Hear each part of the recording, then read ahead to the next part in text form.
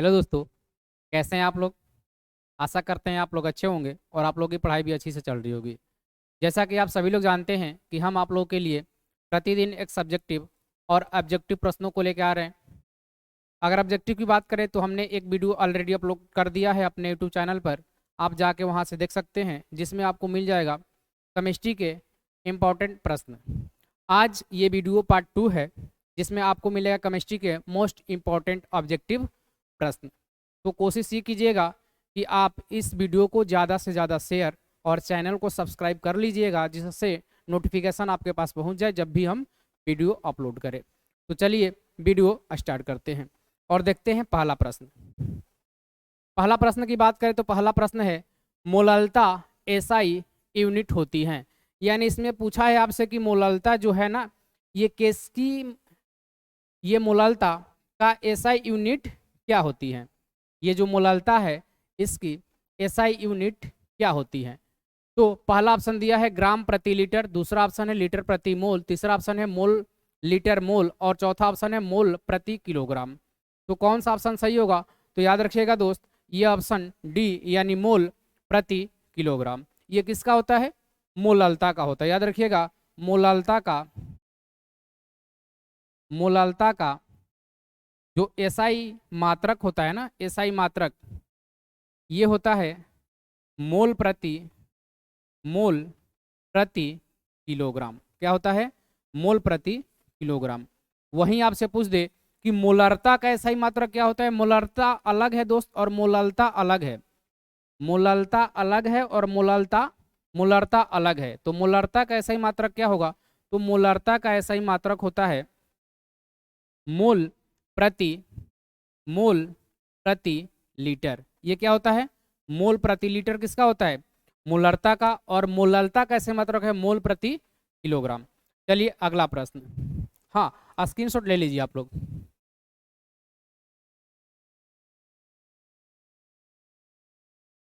चलिए देखते हैं अगला प्रश्न। बोला है कि विलयन में संगुणित होने वाले विलय के लिए वाट हाफ गुणांक होता है। यह आपके लिए भी आई है, वेरी वेरी इंपॉर्टेंट है। इससे प्रश्न हर एक एग्जाम में बनते ही हैं। बिलियन में संगुणित होने वाले विलय के लिए वाट हाफ गुणांक होता है। पहला ऑप्शन दिया गया है 0, दूसरा ऑप्शन दिया गया है 1 से कम, तीसरा ऑप्शन है 1 से अधिक और चौथा ऑप्शन क्या है? 1। तो याद रखिएगा दोस्त, जो विलयन में संगुणित होने वाले विलय के लिए वाट हाफ गुणांक होता है वो हमेशा किससे कम होता है? 1 से कम होता है। और वाट हाफ गुणांक क्या होता है देख लेते हैं। देखिए, असामान्य मानों की व्याख्या करने के लिए वाट हाफ ने एक नए गुणांक का समावेश किया, जिसे वाट हाफ गुणांक कहते हैं। और इसे आई से क्या करते हैं? व्यक्त करते हैं। ये भी ध्यान रखिएगा। और इसका आंसर क्या होगा? 1 से कम। स्क्रीनशॉट ले लीजिए इसका, 1 से कम होगा। चलिए देखिए अगला प्रश्न। अगला है, शुद्ध जल की मोलरता कितनी होती है। बोला है कि जो शुद्ध जल होता है ना, प्योर वाटर, इसकी मोलरता कितनी होती है। तो इसकी मोलरता होती है, पहला ऑप्शन दिया गया 18, दूसरा ऑप्शन है 50, तीसरा ऑप्शन है 55.55 और चौथा ऑप्शन है 5.56। तो इसकी जो होती है ये मोलरता होती है 55.55। कितनी होती है? 55.55। और अभी बताए हैं कि ये जो मोलरता है इसका एसआई मात्रक क्या होता है? इसका एसआई मात्रक इसका एसआई मात्रक क्या होता है? मोल प्रति लीटर। किसका होता है? मोलरता का। और मोलरता का सूत्र क्या होता है ये भी ध्यान रखिएगा। मोलरता बराबर क्या होता है? मोलरता बराबर होता है विलय विलय विलय की मात्रा विलय की मात्रा विलय की मात्रा ग्राम में, विलय की मात्रा किसमें? ग्राम में, बटे बटे विलयन का आयतन, बटे विलयन का आयतन लीटर में। विलयन का आयतन किसमें दोस्त? लीटर में। विलयन का आयतन किसमें होना चाहिए? लीटर में। ये किसका सूत्र होता है? मोलरता का होता है। चलिए अगला देखते हैं। अगला है, किस पर ताप का प्रभाव नहीं पड़ता है। मतलब बोला है कि जो टेम्परेचर है ना, उस टेम्परेचर का प्रभाव इसमें से किस पर नहीं पड़ता है। पहला ऑप्शन है सामान्यता पर, दूसरा ऑप्शन है मोललता एवं मूल प्रभाज पर, तीसरा ऑप्शन है मोलरता पर, और चौथा ऑप्शन क्या है, फार्मलता पर। ये मोलरता, फार्मलता और मोललता ये आपके लिए बहुत ही ज़्यादा इंपॉर्टेंट है, तो आप इसको घर पे रिवीजन अवश्य कीजिएगा। इससे प्रश्न हमेशा एग्जाम में बनते हैं। ये प्रश्न क्या है, किस पर ताप का प्रभाव नहीं पड़ता है। तो ध्यान दीजिएगा दोस्त, जो मोललता होता है और मोल प्रभाज होता है, इस पर ताप का प्रभाव नहीं पड़ता है। किस पर नहीं पड़ता है ताप का प्रभाव, मोललता और मोल प्रभाज पर। चलिए अगला देखते हैं। अगला है प्रोटीन तथा पॉलीमर का आणविक द्रव्यमान ज्ञात करने के लिए उपयुक्त विधि है। प्रश्न दिया है कि प्रोटीन तथा पॉलीमर का आणविक द्रव्यमान ज्ञात करने के लिए उपयुक्त विधि कौन सी है। पहला दिया है प्रासरणीय दाब, पहला कौन सा है, प्रासरणीय दाब। दूसरा है हिमांक में अवनमन, तीसरा है क्वथनांक में उन्नयन, और चौथा है सापेक्षित दाब में अवनमन। तो याद रखिएगा, जो प्रोटीन तथा पॉलीमर का आणविक द्रव्यमान ज्ञात करने के लिए उपयुक्त विधि है वो कौन सी होती है, प्रासरणीय दाब विधि। कौन सी विधि होती है, प्रासरणीय दाब विधि। अब देखते हैं आप प्रासरण क्या होता है। तो ध्यान दीजिएगा, प्रासरण क्या होता है। प्रासरण होता है किसी विलयन में एक अर्धपारगम्य झिल्ली द्वारा आसुत जल से अलग रखा जाए तो यह जितना अधिक दाब उत्पन्न करता है वही कहलाता है क्या, प्रासरण दाब। आपको हमने पढ़ाया है कि विलयन को अलग करने के लिए, यानी विलयन को विलय और विलायक से अलग करने के लिए हम एक झिल्ली लेते हैं जिसे बोलते हैं अर्धपारगम्य झिल्ली। अब इसमें यही है प्रासरण दाब। क्या होता है, जब हम विलय और विलायक को अलग करते हैं तो जितना प्रेशर पड़ता है उस पर, समझ आ रहा है, जितना प्रेशर विलायक का पड़ता है उसी को हम लोग बोलते हैं कौन सा, प्रासरण दाब बोलते हैं। क्या बोलते हैं, प्रासरण दाब। इसका आंसर क्या हो जाएगा, प्रासरणीय दाब।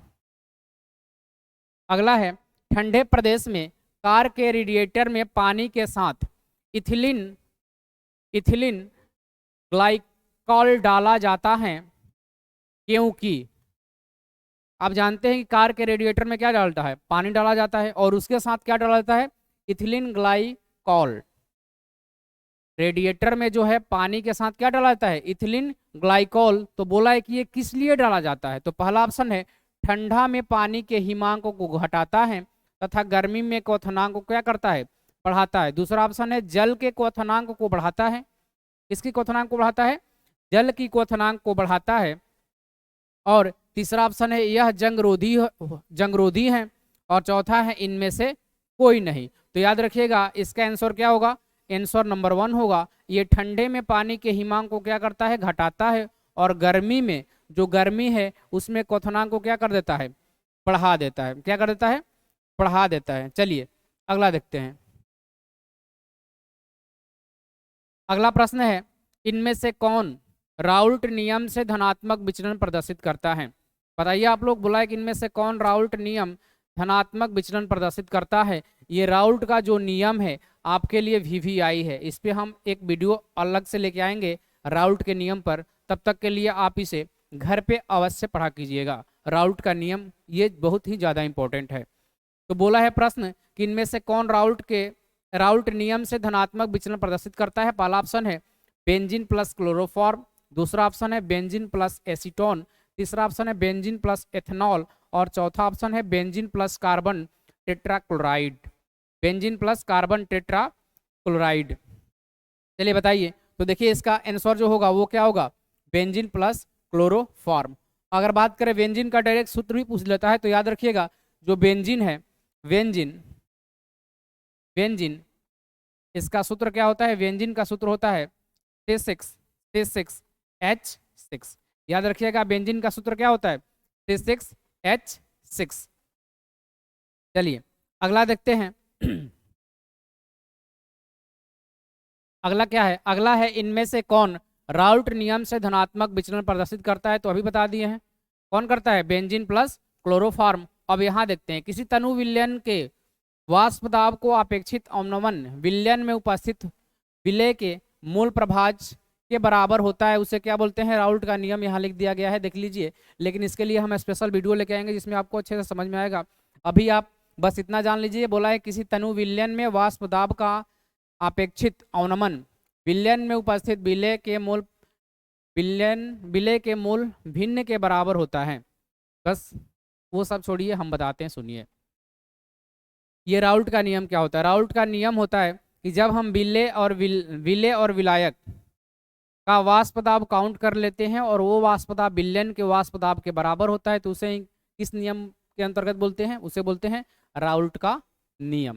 क्या बोलते हैं? राउल्ट का नियम बोलते हैं। चलिए अगला देखते हैं। अगला है कौन अणुसंख्य गुणधर्म नहीं है? मतलब इसमें कौन सा ऐसा है जो अणुसंख्य गुणधर्म नहीं है? पहला ऑप्शन दिया हिमांक में अवनमन, दूसरा है प्रासरण दाब, तीसरा है क्वथनांक में उन्नयन, चौथा है मोलल उल्लयन स्थिरांक। चलिए बताइए। देखिए हम आप लोग को ज़्यादा सोल्यूशन नहीं दे रहे हैं क्योंकि ज़्यादा प्रश्न हम सोच रहे हैं कि ज़्यादा प्रश्न आपके पास पहुंच जाए, ताकि उस प्रश्न को एक बार देख ले तो आपके दिमाग पे रहता है, तो कहीं भी प्रश्न आएगा तो आप उसको लगा सकते हैं। क्योंकि ऑब्जेक्टिव प्रश्न ऐसे आते हैं जो डायरेक्ट छप के आते हैं।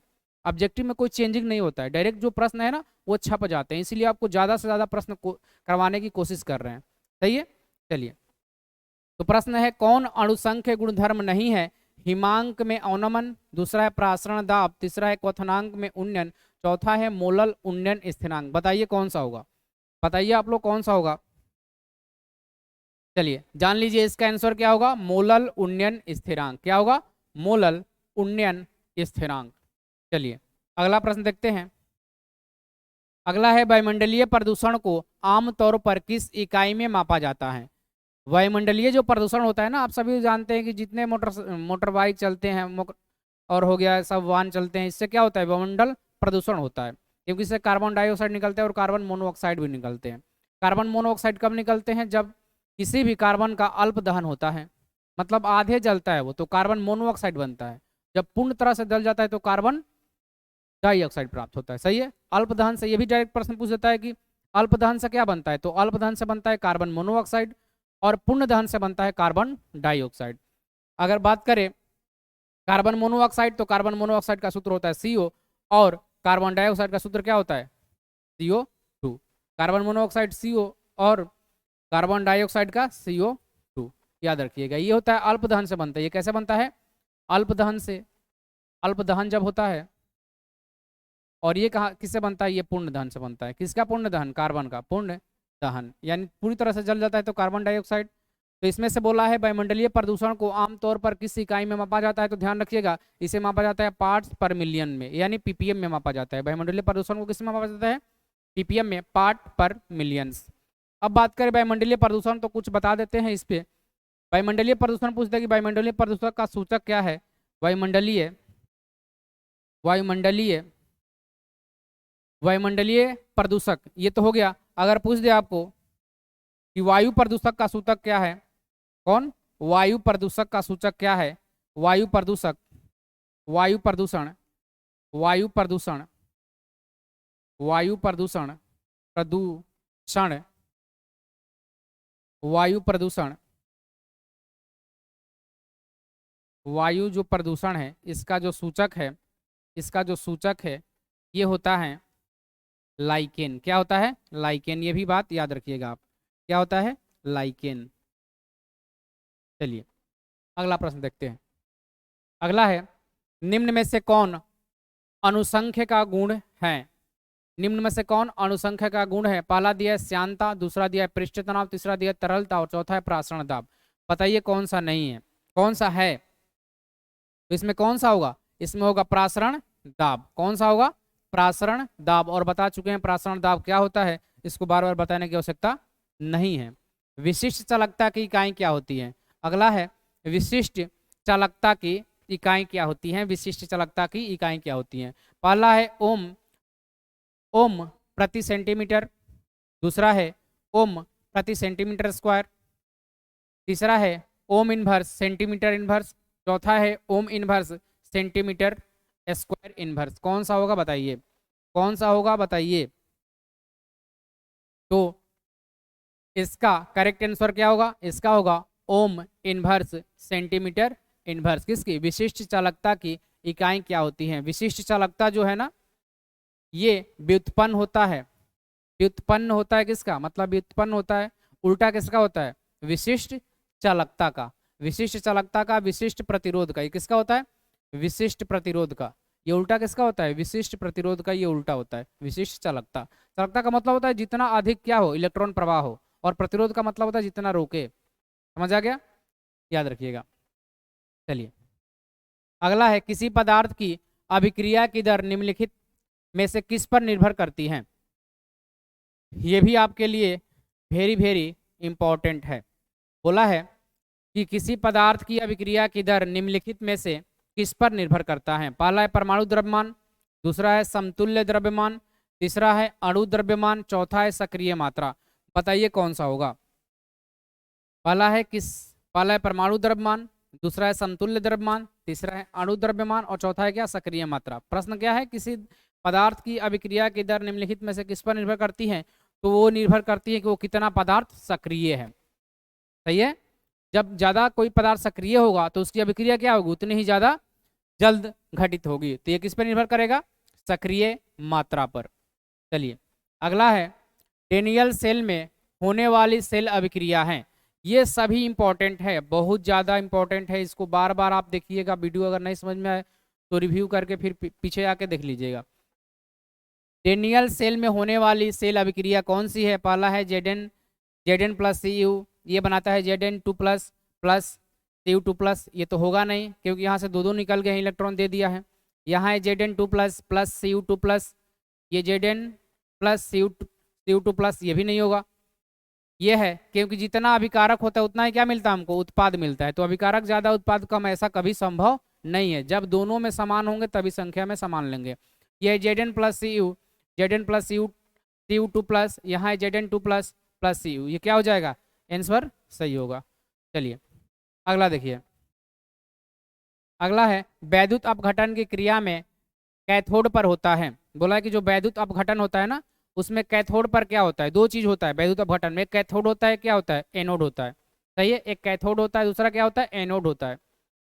दो देखते हैं ना बैटरी में, दो ध्रुव लगते हैं, प्लस वाला एक माइनस वाला है। तो एक को कैथोड बोलते हैं, दूसरे को क्या बोलते हैं, एनोड बोलते हैं। और यदि बोलना चाहे संयुक्त रूप से तो उसे आप बोल सकते हैं इलेक्ट्रोड। क्या बोल सकते हैं, इलेक्ट्रोड बोल सकते हैं। तो बोला है कि जब वैद्युत अपघटन की प्रक्रिया में कैथोड पर क्या होता है, तो ऑप्शन पहला है ऑक्सीकरण, दूसरा है, ये गलत लिखा गया है, ऑक्सीकरण होगा, दूसरा है अवकरण, तीसरा है विघटन और चौथा है जल अपघटन। बताइए कौन होगा, बताइए कौन होगा।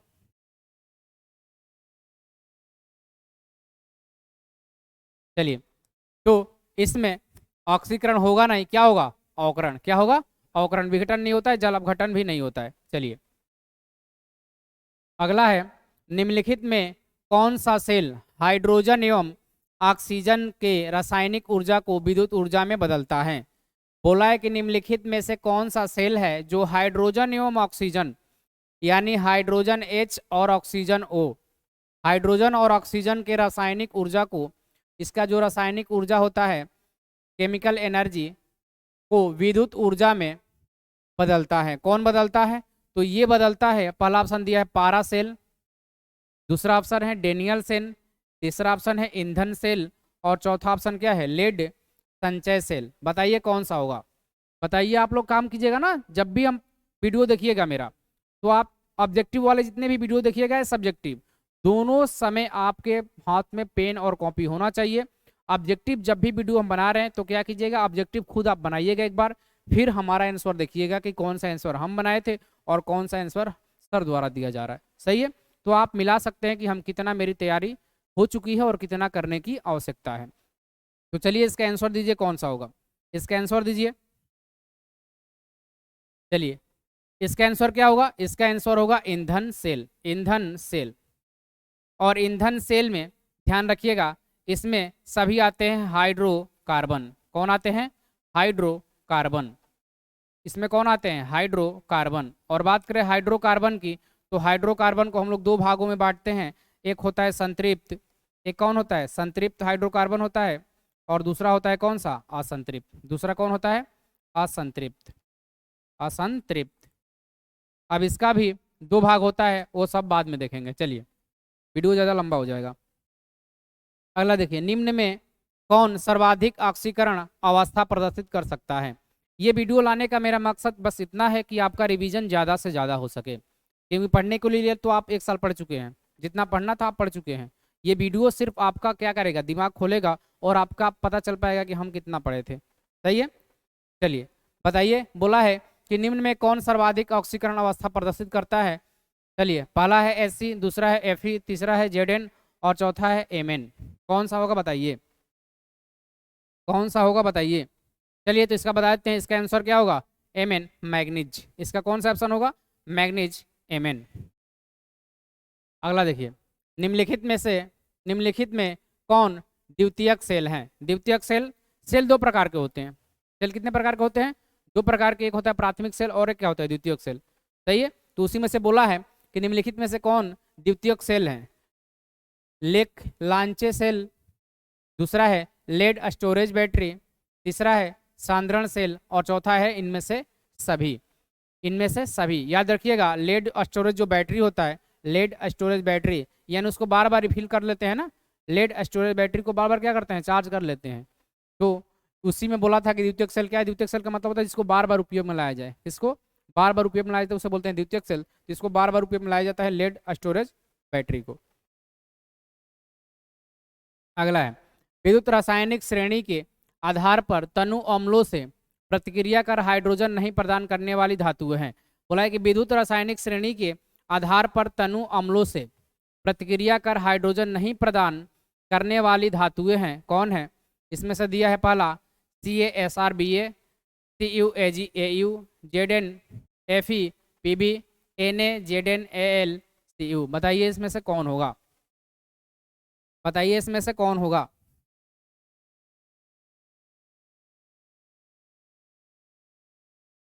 चलिए तो इसका आंसर जो होगा, इसका आंसर क्या होगा, Ca कैल्शियम, स्कैंडियम और बैरियम। सही है, याद रखिएगा। अगला है, निम्नलिखित में किस धातु के लवण के जलीय विलयन के विद्युत विच्छेदन से धातु प्राप्त किया जा सकता है। निम्नलिखित में किस धातु के लवण के जलीय विलयन के विद्युत विच्छेदन से धातु प्राप्त किया जा सकता है। पहला है सोडियम, दूसरा है एल्युमिनियम, तीसरा है कैल्शियम और चौथा क्या है, ये है Ag। चौथा क्या है, Ag। यानी क्या होता है Ag, मतलब चांदी या सोना। बार बार बताते हैं, Ag क्या ला दीजिए, पायल। बजे जो तेरी पायल, क्या हो जाए। चलिए तो इसमें से कौन होगा बताइए। निम्नलिखित में से किस धातु के लवण के जलीय विलयन के लिए विद्युत विच्छेदन से धातु प्राप्त किया जा सकता है। बताइए कौन सा होगा। चलिए हम ही बता देते हैं, इसका आंसर जो होगा, इसका आंसर क्या होगा, इसका आंसर होगा Ag। Ag मतलब चांदी। चलिए Au मतलब क्या होता है, Au मतलब होता है सोना। कंफ्यूजन मत क्रिएट कीजिएगा, बार बार लोग फंसते हैं, आपको नहीं फंसना है। अगला क्या है, निम्न आयनों में सबसे प्रबल अपचायक कौन है। निम्न आयनों में सबसे प्रबल अपचायक कौन है।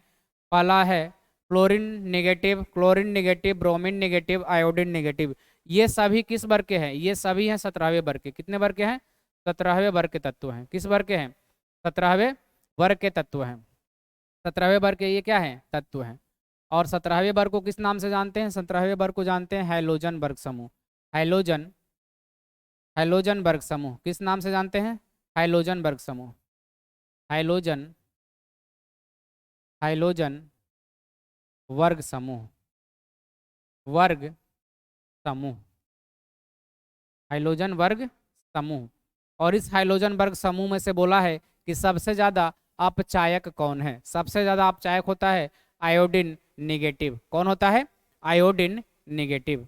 याद रखिएगा। और बात, ये जितने समूह हैं आवर्त सारणी में जानते हैं ना, कितने समूह है, कितने ग्रुप है, कितने वर्ग हैं, टोटल 18 वर्ग हैं और 7 क्या है, आवर्त है। इन सब से हमेशा प्रश्न आपको देखने को मिलेगा। तो काम कीजिएगा कि जितने भी पीरियोडिक टेबल से प्रश्न बन रहे हैं वो सब आप घर पे जरूर देखा कीजिएगा। हम तो वीडियो लेके आएंगे, लेकिन आपका एक भी कर्तव्य है कि आप घर पे भी कुछ ना कुछ पढ़ा कीजिए। तो आवर्त सारणी से जितने प्रश्न बनते हैं आप सबको देखेंगे। जितना हम लिखवा चुके हैं, आप लोग को पढ़ा चुके हैं, वो सभी वीडियो क्या कीजिएगा, उसको एक बार रिवीजन कर लीजिएगा नोट्स को आप। सही है, क्योंकि एग्ज़ाम जल्द आने वाला है, बहुत कम समय बच गया, 4 तारीख ढेर दूर नहीं है, ज़्यादा समय नहीं है। तो हमेशा 4-5 घंटा सुबह में पढ़ा कीजिए और कम से कम 4-5 घंटा शाम को, यानी आपको टोटल दिन में 8 घंटा पढ़ना ही है। सही है, चलिए तो इसका आंसर क्या हो गया, इसका आंसर हो गया आयोडीन नेगेटिव। अगला है मैग्नीशियम, पोटेशियम, आयरन और जिंक धातुओं की अपचायक क्षमता का बढ़ता क्रम क्या है? कौन कौन? मैग्नीशियम, पोटेशियम, आयरन और जिंक धातुओं की अपचायक क्षमता का बढ़ता क्रम क्या है? इसमें आपको बताना है बढ़ता क्रम क्या है। चलिए, इसमें दिया है कि सबसे ज्यादा किसकी होती है अपचायक क्षमता? जिंक की। दूसरे वाले में दिया है सबसे अधिक आयरन की। तीसरे वाले में दिया है सबसे अधिक पोटेशियम की। और चौथे वाले में भी दिया है किसका? पोटेशियम का। बनाइए आप लोग।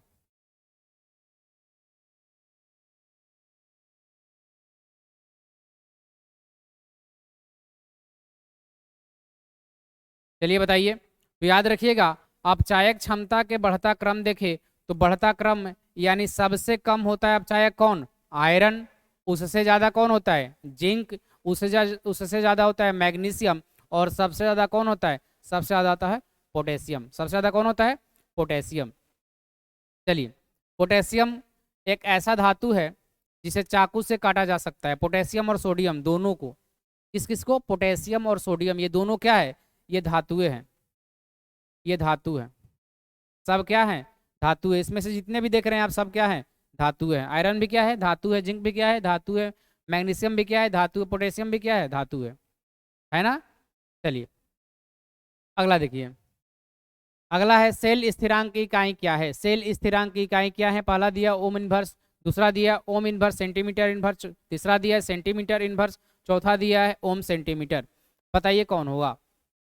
पहला है सेल प्रश्न क्या है? सेल स्थिरांक की इकाई है ओम इनवर्स, दूसरा है ओम इनवर्स सेंटीमीटर इनवर्स, तीसरा है सेंटीमीटर इनवर्स, चौथा है ओम सेंटीमीटर। बताइए कौन सा होगा? बताइए। चलिए, इसका आंसर क्या होगा? इसका आंसर होगा सेंटीमीटर इनवर्स। याद रखिएगा सेंटीमीटर इनवर्स। और ओम किसका मात्रक होता है? ओम होता है प्रतिरोध का। किसका होता है? प्रतिरोध का। प्रतिरोध का जो एसआई मात्रक होता है ना, प्रतिरोध का, ये प्रतिरोध का क्या होता है? प्रतिरोध का एसआई मात्रक होता है। प्रतिरोध का एसआई मात्रक क्या होता है? ओम होता है। प्रतिरोध का एसआई मात्रक ओम होता है। अगला प्रश्न ये रहा आपके कंप्यूटर स्क्रीन पर। चलिए, सर्वाधिक चालकता है, मतलब बोला है कि इसमें से सर्वाधिक जो चालकता है किसकी है? सिलिकॉन की है, लोहार की है, चांदी की है, या टेफ्लॉन की है? बताइए सर्वाधिक चालकता किसकी है, मतलब सबसे अधिक इलेक्ट्रॉन किसमें से प्रभावित होंगे, ये आपसे पूछा है। सबसे अधिक इलेक्ट्रॉन किसमें से प्रभावित होंगे? पहला ऑप्शन दिया है सिलिकॉन, लोहार, चांदी और टेफ्लॉन। बताइए तो इसका आंसर क्या होगा? इसका सर्वाधिक होगा आंसर चांदी, यानी एजी का। चलिए अगला 28 नंबर प्रश्न पढ़िए और इसका आंसर दीजिए। पर प्रश्न है विशिष्ट चालकता का मान चालकता के मान के बराबर होगा जब। विशिष्ट चालकता का मान चालकता के मान के बराबर होता है। चालकता अलग होता है, जैसे प्रतिरोध अलग होता है, विशिष्ट प्रतिरोध अलग होता है, उसी प्रकार से इसमें दिया है कि विशिष्ट चालकता का मान चालकता के मान के बराबर होगा। कब बराबर होगा? जब सेल स्थिरांक का मान शून्य हो। जब सेल स्थिरांक का मान शून्य हो। अगला दिया है जब सेल स्थिरांक का मान 1 हो। तीसरा ऑप्शन है जब इलेक्ट्रोड तांबा का बना हो, ये तो पहले ही नहीं होगा। अगला है जब सेल का आकार बहुत बड़ा हो, ये भी नहीं होगा। अब दो ऑप्शन हम दे दिए हैं, दो ऑप्शन में से आप बताइए। पहला ऑप्शन है सेल स्थिरांक का मान 0 हो, और दूसरा ऑप्शन बत गया सेल स्थिरांक का मान कम हो। तो ये क्या होगा? सॉरी, सेल स्थिरांक का मान 1 हो। तो बताइए इनमें से कौन होगा? तो इनमें से कौन होगा? बताइए इनमें से कौन होगा? इनमें से होगा कौन? सेल स्थिरांक का मान क्या हो? 1 हो। सेल स्थिरांक का मान क्या हो? 1 हो। चलिए अगला है किसी विलयन की चालकता समानुपाती होती है। किसी विलयन की चालकता समानुपाती होती है किसकी? बोला है कि जो विलयन की चालकता होती है ना, चालकता मतलब जिसमें से ज्यादा इलेक्ट्रॉन क्या हो, प्रवाह हो, तो बोला है कि किसी विलयन की चालकता समानुपाती होती है किसकी? तनुता की, आयन की संख्या की, विद्युत धारा का घनत्व का, कि विलयन का आयतन का? बताइए किसकी होगी? किसी विलयन की चालकता समानुपाती होती है तनुता की कि आयन की संख्या की? चालकता मतलब होता है जितने उसमें आयन उपस्थित होंगे। चालकता मतलब क्या होता है? इलेक्ट्रॉन का प्रवाह होना। इलेक्ट्रॉन का प्रवाह मतलब इलेक्ट्रॉन पर कौन सा चार्ज होता है? Negative charge. यानी जितने आयन की संख्या ज्यादा होगी, यानी जितने चार्ज की संख्या ज्यादा होगी, उतने क्या होंगे? चालकता भी बढ़ेगा। तो इसमें कहाँ दिया? आयन की संख्या पर। कौन सा होगा? आयन की संख्या। क्या होगा? आयन की संख्या। चलिए अगला प्रश्न है, किसी मरकरी सेल में कौन सा पदार्थ नहीं होता है? किसी मरकरी सेल में कौन सा पदार्थ नहीं होता है? बताइए इनमें से कौन सा होगा? बताइए इन चारों में से कौन सा होगा? किसी मरकरी सेल में कौन सा पदार्थ नहीं होता है? मरकरी यानी Hg, Hg यानी पारा, मरकरी यानी पारा। और Hg का प्रयोग कहाँ होता है? ये बताए थे। किसका प्रयोग होता है? कहाँ? तापमापी में। कहाँ होता है? तापमापी में प्रयोग होता है इसका, तापमापी। सही है, तापमापी में। या जो वायुमंडलीय होता है ना, वायुमंडलीय बैरोमीटर, बैरोमीटर, बैरोमीटर, उसमें भी क्या भरा जाता है? बैरोमीटर में भी क्या भरते हैं? बैरोमीटर में भी पारा लगा रहता है। क्या रहता है? इसमें भी होता है क्या? पारा। इसमें भी क्या होता है? पारा होता है। जब पारा अचानक क्या होता है? गिर जाते हैं, तो इससे पता चलता है कि आंधी है, तूफान आने वाले हैं। तो बताइए इसका आंसर क्या होगा? इसका आंसर होगा AgCl2। क्या होगा? AgCl2। सही है, AgCl2। चलिए ये हो गया प्रश्न, किसी मरकरी सेल में कौन सा पदार्थ नहीं होता है? तो ये क्या होगा? AgCl2। अब रही बात आपकी पढ़ाई की, तो देखिए आप लोग जितना पढ़ चुके हैं, आप लोग जितना पढ़ चुके हैं उसको बार बार रिवीजन कीजिए। क्या कीजिए? बार बार आपको रिवीजन करना है। कभी भी हिम्मत नहीं हारना है। कभी भी अपना क्या करना है? हिम्मत नहीं हारना, हारना है। क्योंकि एक कवि ने कहा था, एक लाइन आपको सुनाते हैं जो जिंदगी के लिए कुछ पल आपको चेंज कर देगा। सही है, चलिए लाइन है, 1 मिनट देख लेते हैं।